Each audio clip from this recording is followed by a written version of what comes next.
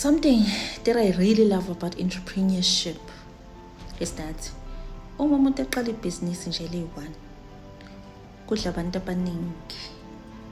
Let's say khona umuntu oqala ifarm uthi nayi yena uzofuya ingulube. Udinga ukuyifida, so uzokwenza njani? Uzoyikuthenga ifeed kwenye ikhampani, leyo khampani iqasha abantu nabo futhi imindeni yabo iyadla.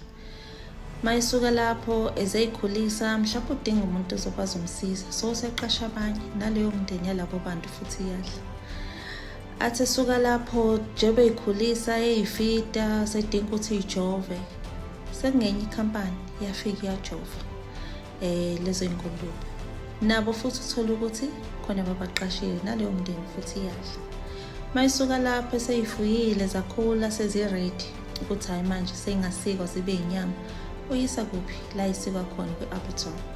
Lapho ikhampani yabanye qashile futhi abanye iyadla futhi eminye imindeni. Mayisuka lapho sidinga ukuthi-ke manje-ke ayiprocesswe phela, kwenziwa ama-sausage, kwenziwa bacon, kwenziwe in. There's another company futhi othola ukuthi specialize ngalokho ngokuprocessa. Bayadla futhi abaqashiwe yileyo khampani. Athi suka lapho udinga i-packaging manje.